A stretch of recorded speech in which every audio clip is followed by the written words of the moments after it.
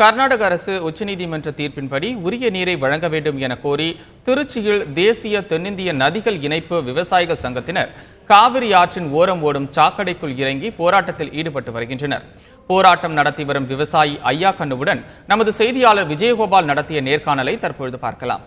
கர்நாடகாவிலிருந்து காவிரி ஆற்றில் தண்ணீர் திறந்துவிடும் என்று உச்சநீதிமன்றம் தீர்ப்பளித்தும் அதன்படி தண்ணீர் திறந்து விடாமல் அங்கிருந்து வெறும் சாக்கடை தண்ணீர் மட்டுமே தமிழகத்துக்கு வருவதாக குற்றஞ்சாட்டி தற்பொழுது திருச்சி காவேரி ஆற்றுக்குள் தேங்கி நிற்கும் ஒரு கழுத்தளவு சாக்கடை தண்ணீரில் தேசிய தென்னிந்திய நதிகள் இணைப்பு விவசாயிகள் சங்க மாநில தலைவர் ஐயா கண்ணு மற்றும் விவசாய சங்கத்தினர் தற்பொழுது கழுத்தளவு சாக்கடை தண்ணீரில் இறங்கி போராட்டம் நடத்தி வருகின்றனர். இது குறித்து நாம் இந்த போராட்டம் குறித்து அந்த சங்க தலைவர் ஐயா கண்ணு நம்ம கேட்போம். ஐயா வணக்கம். இந்த போராட்டம் எதற்காக இந்த போராட்டம் எதனால் செய்றீங்க அதை சொல்லுங்க.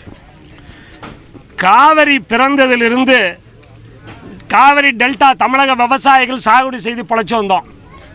இப்போ கர்நாடகா 1892க்கு முன்னாடி 1,91,000 ஏக்கர் சாகுபடி பண்ணிச்சு.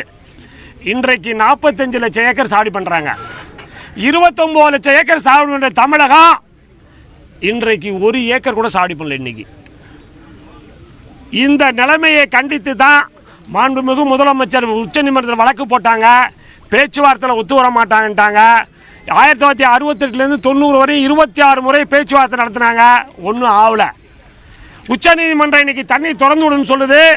ஆனால் தண்ணி திறக்க மாட்டேன்னு ஒரு முதலமைச்சர் சொல்கிறாரு, மந்திரி எல்லாம் சொல்கிறாங்க, எல்லா கட்சிக்காரங்களும் சொல்கிறாங்க.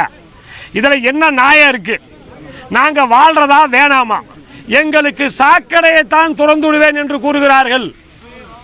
சாக்கடையை குடிங்கிறான். 15 டிஎம்சி தண்ணி சாக்கடை தண்ணியை திறந்து விடுறாங்க எங்களுக்கு பெங்களூர் தண்ணியை. இதை கண்டித்து சாக்கடை நீரில் விவசாய கிளீன் இந்தியான்னு சொன்னார் பிரதம மந்திரி. சாக்கடை இந்தியாவில் நாங்கள் வாழ்றோம் இன்றைக்கு தமிழக விவசாயிகள்.